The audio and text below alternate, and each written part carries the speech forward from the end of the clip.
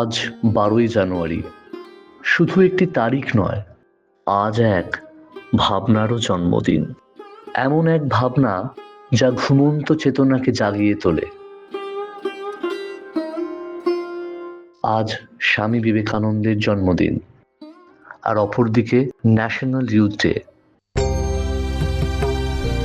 কারণ স্বামী বিবেকানন্দ প্রথম উপলব্ধি করেছিলেন এই দেশের ভবিষ্যৎ লুকিয়ে আছে যুব সমাজের অন্তরে। স্বামী বিবেকানন্দের জন্মদিনে তার সেই অগ্নিমন্ত্র, তার আদর্শ ও মানবতাবাদী দর্শনের প্রতি শ্রদ্ধা জানিয়ে university of engineering and management Jaipur নির্মাণ করছে একটি চিন্তা নির্ভর ডকুমেন্টারি সিরিজ, যুব শক্তির জাগরণ।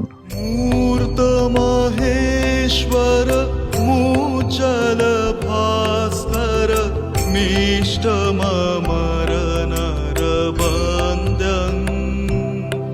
1893, 94, 95 এই কয়েকটা বছর শুধু ইতিহাসের সাল নয়।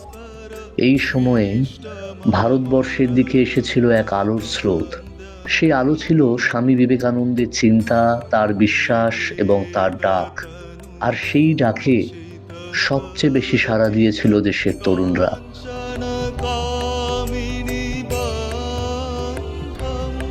তিনি বিশ্বাস করতেন মানুষের ভেতরেই আছে সেই শক্তি যা ক্ষুধা, তৃষ্ণা, শীত, উষ্ণতা সব প্রতিকূলতার সঙ্গে লড়াই করতে শেখায়।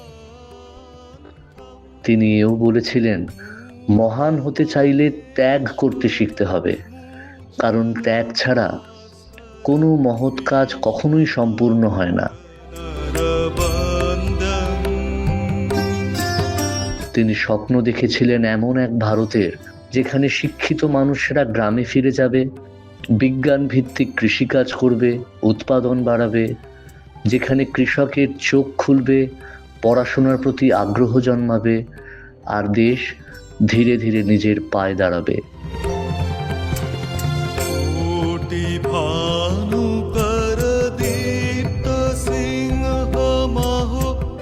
স্বামী বিবেকানন্দ বলেন, আমার দৃঢ় ধারণা কোনো ব্যক্তি বা জাতি অন্য কোনো সম্প্রদায়ের মানুষের থেকে নিজেকে আলাদা রেখে বাঁচতে পারে না।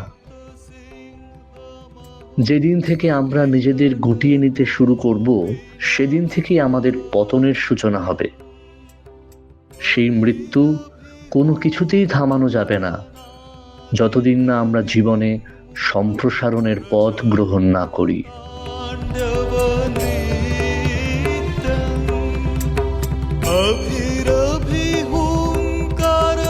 নাদিত দিন মুখ প্রচণ্ড